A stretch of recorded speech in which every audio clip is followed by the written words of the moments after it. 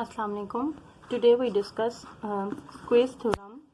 Its statement is suppose that x is equal to xn, y is equal to yn. This is the sequence, and the z is equal to zn are a sequence of the real numbers, such that हमारे पास ये चीज़ भी एक तो हमें तीन चीज़ें given है x and y and z n, हमारे पास कोई से तीन रियल नंबर्स के सीक्वेंस है और एक चीज़ हमें ये गिवन है कि x n is less than equal to y n and y n is less than equal to z n for all the n is belongs to set of natural numbers and that limit x n is equal to limit of z n.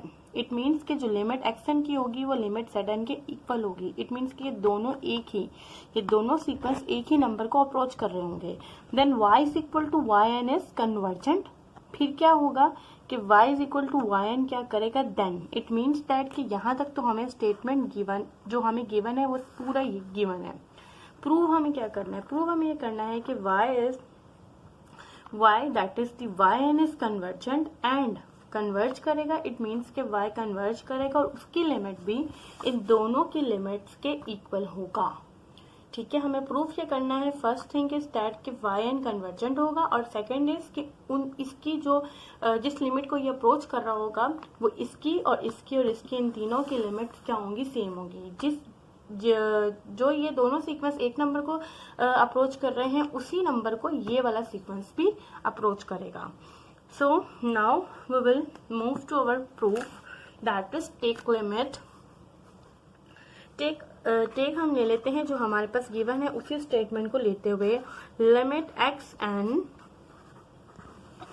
Equal to limit of y n z n, जो कि हमें ये चीज given है. You can look at this, ये चीज given है, इसको हम लेते हुए चलते हैं. टेक हमने इस चीज को लिया और हमने कहा कि अगर इन दोनों की लिमिट सेम है तो हम इसको कह देते हैं कि ये किसी ओमेगा की इक्वल है. ठीक है, तो now we will move to and by definition of. अब हम किस तरीके से इसको लिख सकते हैं, by definition of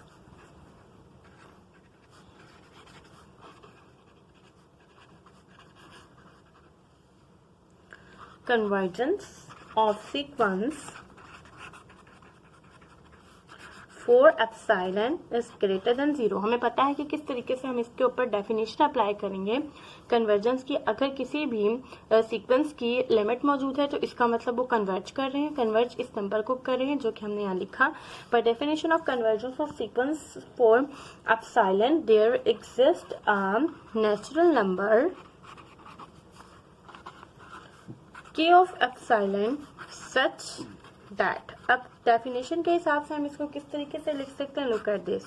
the xn minus omega is less than epsilon for all the n is greater than equal to k of epsilon and the zn minus omega is less than epsilon for all the n is greater than equal to k of epsilon. हमने यहाँ same इस तरीके इसलिए वजह से लिया और इसको किसी एक नंबर से लेस देन एप्सिलॉन इसलिए किया क्योंकि इन दोनों की जो लिमिट पॉइंट की अप्रोच है वो क्या है, सेम है. xn minus omega mod is less than epsilon for all the n is greater than equal to k of epsilon और zn minus omega mod is less than epsilon for all the n is greater than equal to k of epsilon. Now we apply a definition of mod की definition को जब हम apply करेंगे, जब हम इसका यहाँ से मॉड हटाते हैं तो हम जानते हैं कि हम इसको किस तरीके से लिख सकते हैं. Minus epsilon is the less than x n minus omega that is less than epsilon. यानी एक दफा इस तरफ नेगेटिव में वो नंबर आ जाता है और एक दफा पॉजिटिव में आ जाता है वो नंबर. इसी तरीके से जब हम इसको हम मजीद किस तरीके से लिख सकते हैं, लुक एट दिस. हम इसको ओमेगा को अगर हम यहाँ लेकर आते हैं क्योंकि माइनस है इसके साथ, अगर इस तरफ लेकर आते हैं इसके यहाँ पर साइन के तो हमारे पास यूं आ जाएगा less than x of n और यहाँ पे किस तरीके से आ जाएगा ओमेगा एप्सिलॉन प्लस ओमेगा. इधर माइनस का साइन है, जब हम इस लेस देन के साइन से इधर लेकर आएंगे तो साइन चेंज हो जाएगा. तो यहाँ आ जाएगा omega minus epsilon less than x n less than omega plus epsilon. हमने जस्ट इसको सिंप्लीफाई किया है.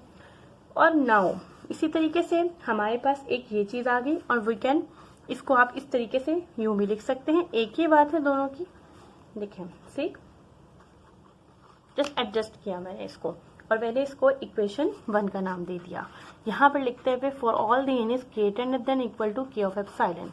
एक ये चीज आ गई हमारे पास, ठीक। और एक इसी तरीके से अब मैं इस वाले को भी यूं लिख सकती हूँ, जैसे मैंने इसको यूं लिखा, लुक एट दिस, इसी तरीके से मैं इसको यूं लिख सकती हूँ, minus epsilon plus omega is less then z of n is less than omega plus epsilon. बिल्कुल इसी तरीके से इसके मोड को भी आप खोलेंगे तो ये चीज इस तरीके से हमारे पास हासिल हो जाएगी, और इसको आप इक्वेशन 2 का नाम दे दें, for all the n is greater than equal to k of epsilon.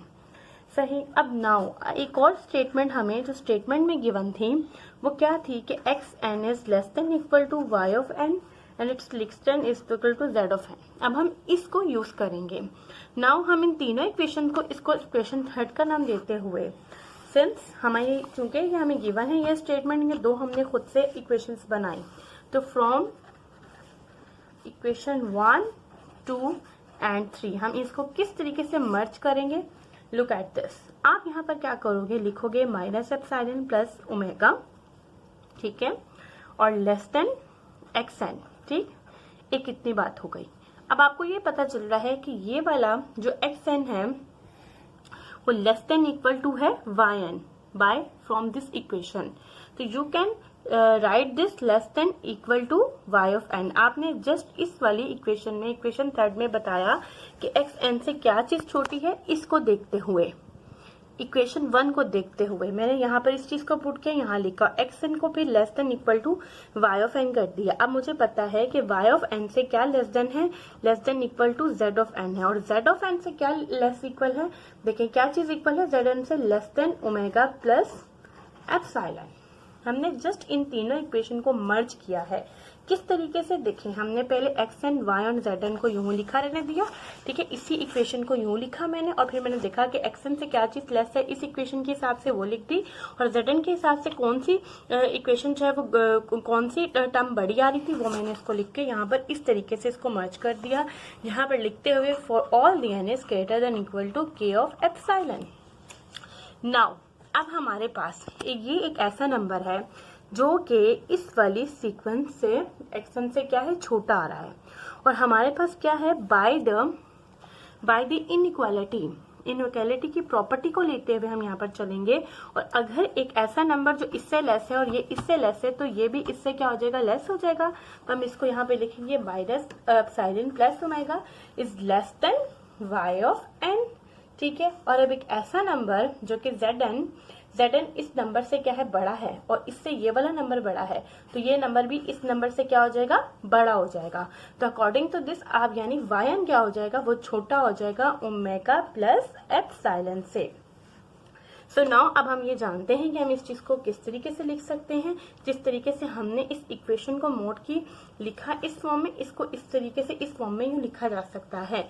यानी अगर आप वाई एन को माइनस ओमेगा की फॉर्म में यूं लिखते हैं, और फिर उसके बाद आप अगर यहाँ पर लेस देन एप्सिलॉन और माइनस एप्सिलॉन इस तरीके से लिखें, और for all the n is greater than equal to k of epsilon, ये साथ साथ चल रहा है, क्योंकि जो हमने इन सभी इक्वेशन को मर्ज करके लिखा तो ये इस चीज के लिए भी सेटिस्फाई करता होगा। For all the n is greater than equal to k of epsilon. Now अब हम इसको मोड की फॉर्म में लिख देंगे, that is y n minus नेगा that is less than epsilon for all the n is greater than equal to k of epsilon. And you can see it के ये नंबर, ये हमारे पास सीक्वेंस है, आपको नजर आ रहा है, और ये वही हमारे पास जो है वो ओमेगा है जो मैंने उन दोनों की लिमिट ली थी, जो कि सबसे पहले मैंने सपोज की थी। तो इसका मतलब वाई एन भी उसी के ही नंबर को अप्रोच कर रहा है।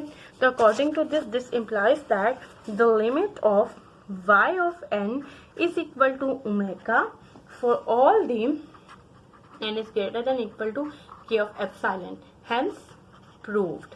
हमारे पास ये चीज प्रूव्ड हो गई कि अगर हमारे पास इस तरीके से स्टेटमेंट गिवन है, इसकी लिमिट और इसकी लिमिट एक जैसी है, तो हमारे पास उसके सैंडविच, इट मीन्स कि उसके बिटवीन आने वाली भी जो सीक्वेंस होगी उसकी लिमिट भी उसी नंबर को अप्रोच करेगी। आई होप कि आपको आज का थ्योरम समझ आया होगा। इंशाल्लाह कल नेक्स्ट न्यू वीडियो के साथ मुलाकात होगी। अल्लाह हाफिज।